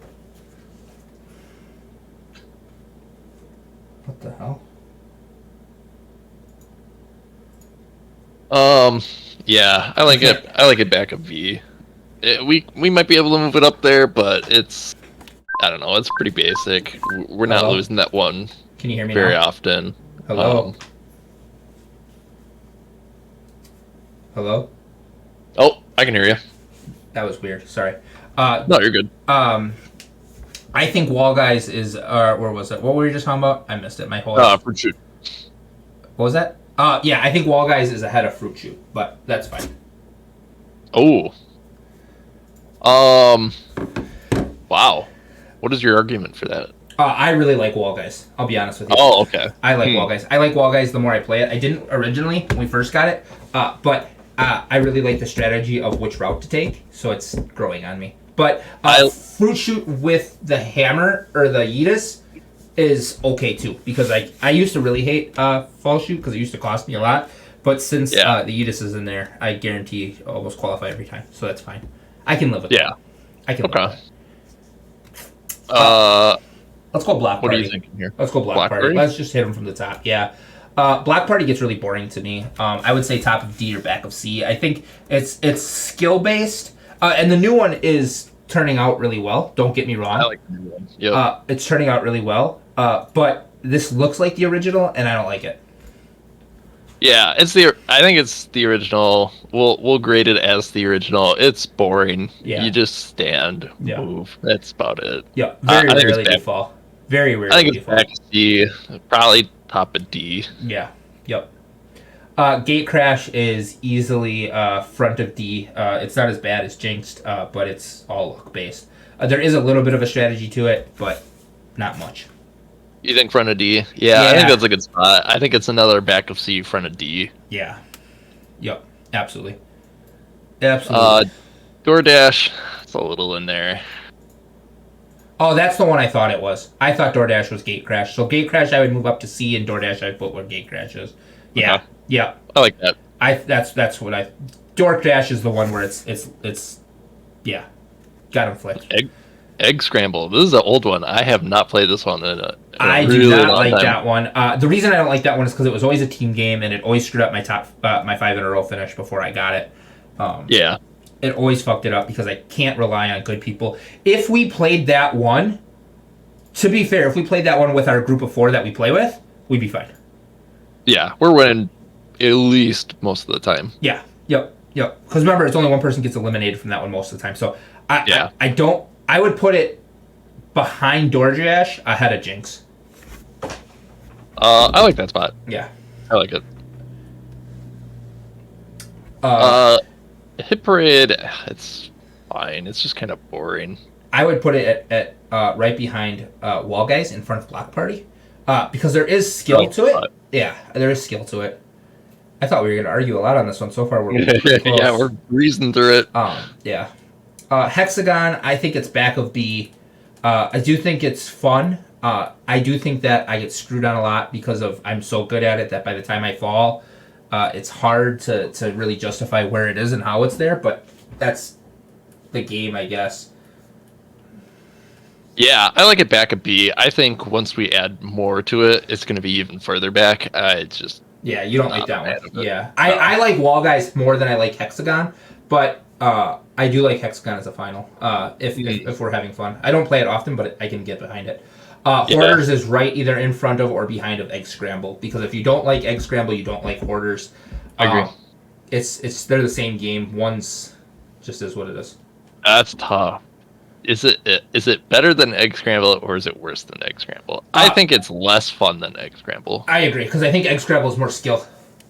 Yeah, there's a lot more going on in Egg Scramble. Yeah. Hoarders is just kind of, I don't know, it's a little boring. Yep. Hoopsie Daisy is back of C, in my opinion. That's tough. I think can be a lot of fun, but it also can get repetitive. I think it goes right here. I'm okay with that. Yeah, I can get behind that. Yeah, I can get behind that. Yeah, I can get behind that. That's fine. Jump Club. This will be interesting to see where you put this one. Jump Showdown. They're the same, so place them however you want next to each other. I personally would put it right in front of Hoopsie Daisy. It's my opinion. Yeah, I like that spot. Okay. They're both the same to me. There's no difference. I do think that Jump Showdown is ahead of Jump Club because I think there's more. You have a little bit more room for air, but it doesn't really matter. I like that. Rock and Roll, love Rock and Roll. We never get it. I think it's an A. I can't even. I'm trying to remember which. Three teams. They push the ball down, and then once it gets down there, it goes into the goal at the end. Yeah. Oh yeah. I do like that one. Yeah. You're okay. I can get behind that. I can get behind that. That's fine. Rollout. That's tough. Tough. I don't like rollout. It's boring to me. If I die on that one, it's not because I'm bad. It's because I'm just so bored that I'm just running around like a dipshit. I don't like that one. But I also. It's somewhere back at C, front of D, maybe. I would put it 1D. That's where I would put it, but I don't really care. I don't like that one at all, to be honest. Okay. It's just not what I like. Dizzy Heights. Dizzy Heights is good. Love this one. I think it's solid B. I would say front of B or back of A. Yeah. I actually like this one more than I like Rock and Roll, but I can give you Rock and Roll. That's fine. I can settle on that. Do we like it more than fall ball though? I do. Yeah, I do. Absolutely. Do you? I don't. I'm not a huge fan of team games. Well, when we get to the final of team games, it's fine. But I can't rely on randoms. It's hit or miss for me. I can play perfect offense or perfect defense, and we can still get screwed up because somebody doesn't know how to play the game. I like it back of A. Yeah. I like the ending variance of it. Yeah. If there's a Yeetus at the end, that's really cool. Yep, I agree. I can get behind that. Seesaw, I like right behind Dizzy Heights. Randoms can screw you over. Oh no. Oh no. That's an F. No way. No way. It's just not fun. I don't know. It's a race to the finish, but gets screwed by dumbasses. Yeah, I agree, but that's kind of part of the game. I will go top of D. I will go top of D. Top of D. Yeah, I like it better than Rollout. I like it better than DoorDash. Yeah, I like it top of D. Okay. I like that. Okay, I can live with that. I think it's C, but that's fine. That's fine. Team Tail Tag. That's F. Right above Egg Siege. Or right by Royal Fumble and Tail Tag. Either one. I don't care. That's a terrible game. Yeah, I think I like it back of D. I think I like it in front of the tail games. Yeah, that's fine. It's just not great. No, that's fine. Tiptoe's going to be an interesting spot. Yeah, I think Tiptoe's more skilled than you give it out to be. I don't think it's a great one. I do think there's a lot of I'm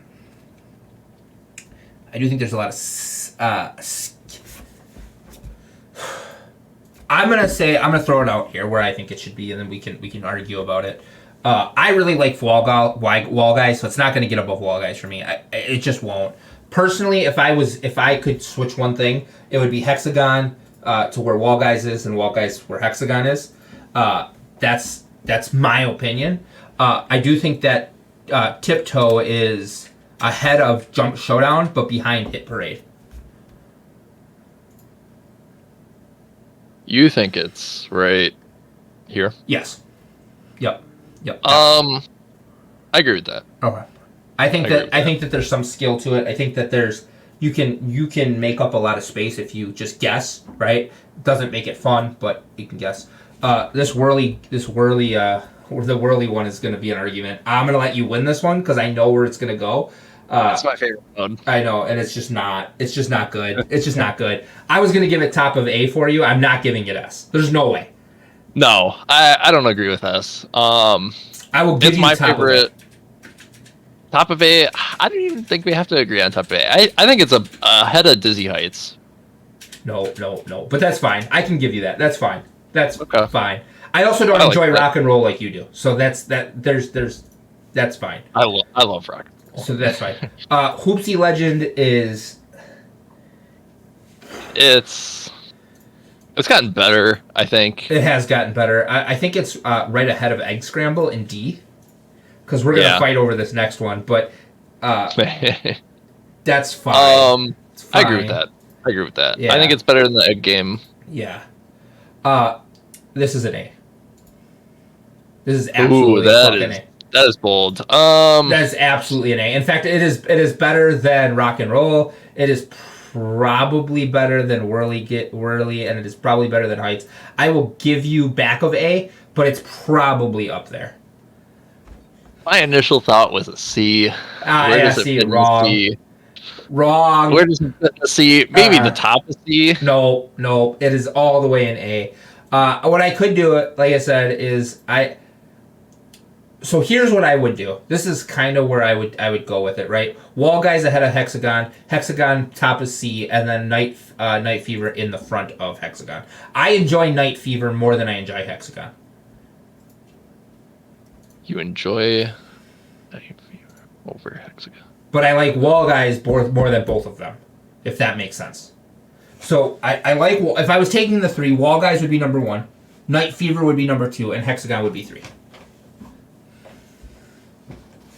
So you think right here, and then swap wall guys with hexagon. And then put Night Fever behind wall guys. Night Fever behind wall guys. That's tough. It's a really... You gotta really sell me on wall guys, because I don't think it's that great. So, I don't know why you like it so much. So for team-wise, right, there's a lot of strategy. We've won off of the strategy, right? Yes, We've won absolutely. where me and you finish really early, and Cheyenne and Ryan will pull out the thing so no one else can get there. That's a strategy in itself, right? I like that. We all have to rely on me and you finishing well, and those two doing their job, unless one of them can finish relatively quick. Normally, me and you finishing fast enough and them just screwing everybody else over is enough. I also think that with the strategy of wall guys, there are jumps that not everybody can make, which would make it more skill based. Yes, I agree with that. Okay, you're selling me on it more. I do like Night Fever because I think that there is an element to the race that is hard of that one, but I don't enjoy it more than wall guys. Especially when you get in the middle there. Yeah. Once you get in the middle there, you can get pretty screwed.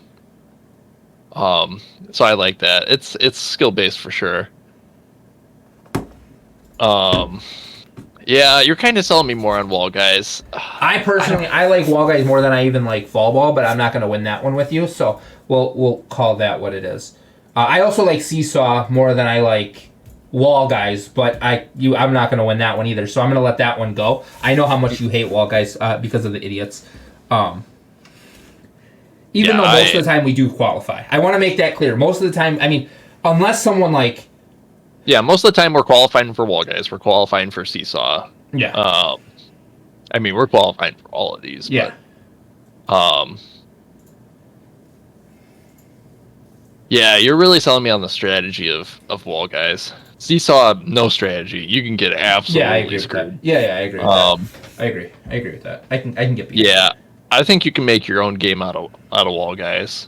Yeah. I agree with that. One other thing. So I do want to switch Fall Guys and Slime Climb. And I know it's going to shock you. Which one in Slime Climb? Fall Mountain and Slime Climb. Oh, boy. And we all know that Fall Mountain is by far and wide my favorite one. It's the best final, for sure. It's the best final by far. The reason I say Slime Climb is because I think you can get screwed over in Fall Mountain more so than you can in Slime Climb. How many times have I been like ahead by a mile and a ball just not just rolls on top of me, right? That's a me problem, but falls on my head and I can't help that. I can't look up and be like, oh, it's coming. Let me just run faster. It just doesn't make sense. But it definitely depends on where the balls shoot out of. Yeah. If you're in the wrong place at the wrong time, your game is over. Yep. I also think your starting spot in Fall Mountain is more pivotal than it is in Slime Climb. I think Slime Climb, yes, if you start off in front, it's a better position, but I think you can still qualify. Yeah. I'm okay with that. Yeah. I like them both at S. I think they are S games. Yes, absolutely. Absolutely. Yeah. Yeah. Do we like this? I do. I think I do think that probably the tail games could be high F. I think we could move that if we wanted to. I don't know if it matters. I mean, it's when you're looking at it that, I mean, they're the second worst or the second worst. It doesn't matter. Yeah. It's irrelevant. Perfect Match is still terrible. I could move Perfect Match ahead of Jinxed if you wanted to, because I know how much you hate Jinxed. So I could do that. Is it necessary? Probably not. No, I think they're good there. I think you make it more interesting with getting Jinxed right away. Yeah, I agree. Because if you couldn't get Jinxed right away, I absolutely hate that one. The only reason I'm okay with that one is because I can get Jinxed, and we're trusting as a team, right? Because we're assuming that we're playing as a team in Jinxed. Yeah. Right. Yep. In like squads or duos or something like that, we're assuming that we're trusting me a lot on that one because to go and be able to do it, because like you said, if we get a bad guy or a guy who's AFK or a guy who's trying to be funny, or it doesn't really matter, right? If he's not good, we're counting on me to be able to make up for that, and most of the time I can, right? Most of the time I get us pretty close, and then we have you guys running around and dodging, and then it's not the worst thing if you get caught, right? It's just a different strategy. It's bad game design too if you're relying on one person to kind of like kick off the game for sure. Yeah. If you start as Jinxed, I think our win percentage is much higher than absolutely. Yeah, absolutely. I mean, if I start off as Jinxed, I would say it's almost a guaranteed win, right? Because I don't think there's many people who can maneuver the controller in that way like I can. But I agree with you, absolutely. I mean, it's. But again, we're still relying on me. It just happens that I'm good at it. You know what I'm saying? It's still that doesn't make it better or worse. It makes it easier for us to win because we know what I can do. Yeah. But is it fair to do it that way? Probably not. But because of that strategy, I put it higher than perfect match. So I agree with that. With that. Yep. I like that. I think that's a good list. Yeah, that's a solid list. I think Gate Crashes is. I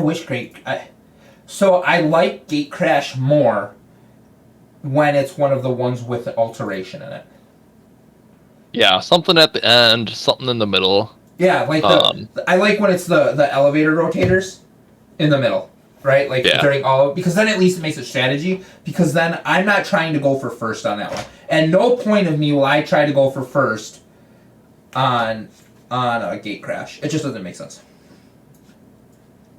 Because most of the time I'm going to get screwed at the end and I'm going to have to pick one of 3 doors and it's a 33% chance. But 5 doors beforehand, it's a 20% chance? Whatever it is. Mm-hmm. It doesn't matter. So it's something that's just not fair. Yeah, I agree. I can't believe you like rock and roll that much. We don't get that one ever. We don't get it in the game. I did play it, I don't know, maybe like a month ago. Oh, really? And it was only that one time. Yeah, it was just a standard solo game. I don't know why I got thrown in there.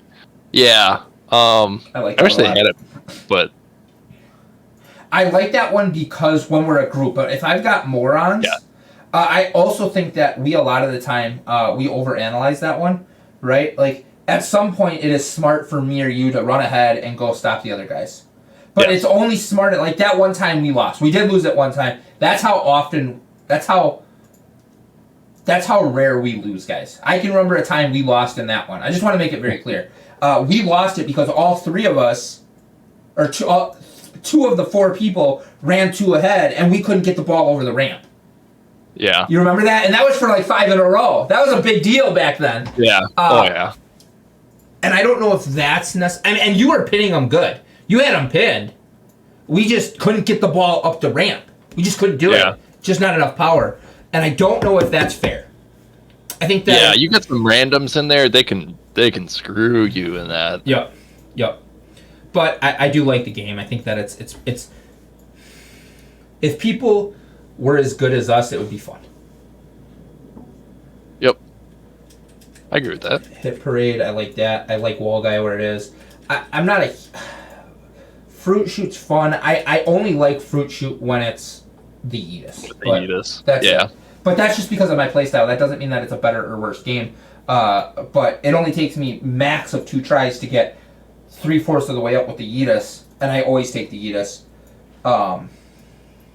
Yeah, I kind of have it in B because it's not really fun. If you fall, it gets really interesting though because you have to book it to get to a qualifying spot. Yeah, I agree. And I think that's kind of the fun part. I agree. I mean, we're winning that one 95% of the time though, if not higher. I would say if it's a Yeetus, I'm at. Yeah, I was gonna say if it's Yeetus wise, I'm up there. 99, 98, something like that. Yep. I'm not gonna say 100% right because you're never gonna win 100% of the time. If we were, but it's. We'd be playing Fall Guys right now. Right. It's pretty high up there. Yeah, it's pretty high up there. This makes me want to play Fall Guys. I'm not gonna lie. What are the episodes right now? I could look that up. Look it up. What are the episodes? What do we got? Fall Guys current moments.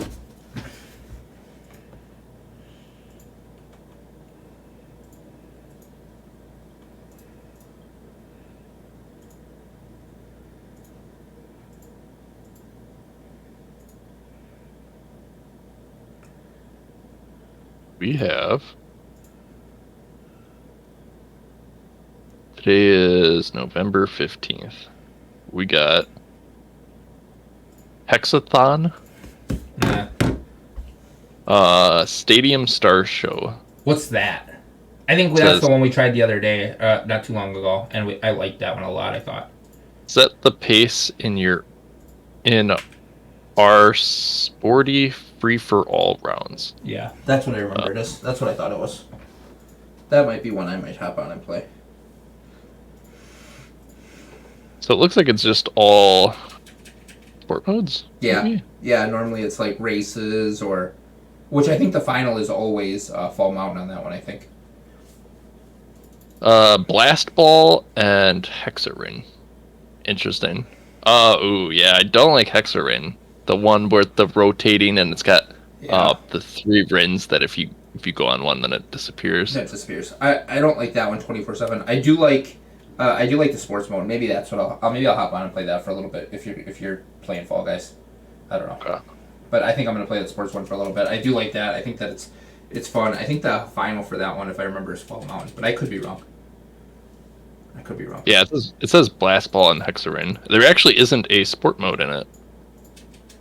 Stadium Star Shows. Yeah. There's the speed race, the circuit where you go through the ren and you get a speed boost.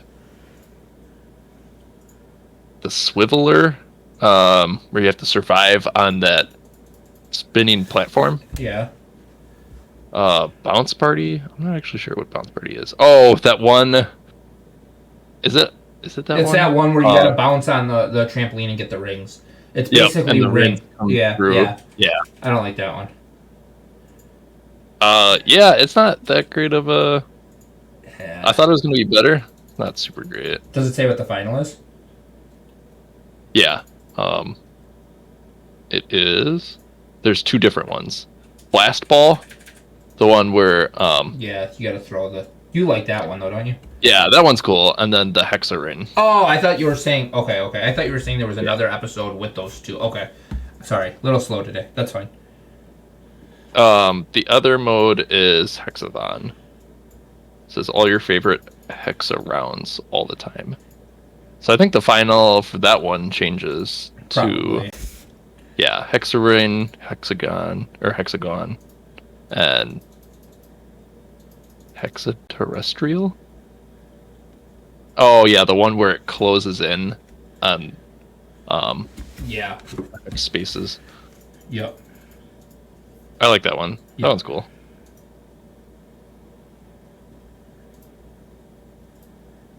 Yeah. Yeah. They gotta add more modes. Or they gotta keep... The things going. Yeah. Yeah. Because those modes right now, I'm like, eh. But I'm glad they change every, 2-3 days. That's cool. Yeah. Yep. Yeah, absolutely. I couldn't agree more. That's our cheer list. Absolutely. Solid list. I mean, except for rock and roll, but that's fine. Yeah, it's way up there. I don't know. I thought originally it was that one where you're trying to get the ball with ice cream or get the whatever it is, whip or whatever it is. Yeah. I don't like that one, but I do like rock and roll more than that one, so I can get behind it. I do too. Yeah, the one with the snow and you gotta make your ball 100%. Yeah. Yeah. I enjoy that one way more than I enjoy that one. I don't like that one at all. I think there's too many things that can kind of screw you. I think it's too easy to defend in that one. Yeah. Which I guess is part of the game, to be fair. Yeah. To be fair. Yep. So. All right. Anything else you want to touch on today for this? We're coming up at about an hour and 15 minutes, and that's probably perfect timing. Yeah, I think that's good. All right, guys. So thank you guys for joining. We've got a lot of good things planned. Hopefully you guys liked the content today. We have a cheer list. We had Connor talking and me telling him why he was wrong. Yep. Ironically, that is also the name of the podcast. Fantastic name. Love the name. I also love how much Connor is wrong. Without that, I could not tell Connor how much he is wrong without Connor being wrong. So I apologize for you being wrong all the time, Connor. So that's fantastic. That's why we got a show. Guys, I love doing these. I speak for myself. I'm sure Connor also loves doing these. We have a great time with this. It's going to continue to grow. We're going to continue to get better. Today was a little bit of a shorter notice because there was some stuff that happened at work for me. So I will be better at the energy. But I do want to say that Connor is wrong. Rock and roll is an F tier thing. And other than that, guys, it's been great. I'm Cody. I'm Connor. And thank you guys for watching. Let me tell you why you're wrong. Thanks, guys, and we'll talk to you all real soon. We'll see you next week.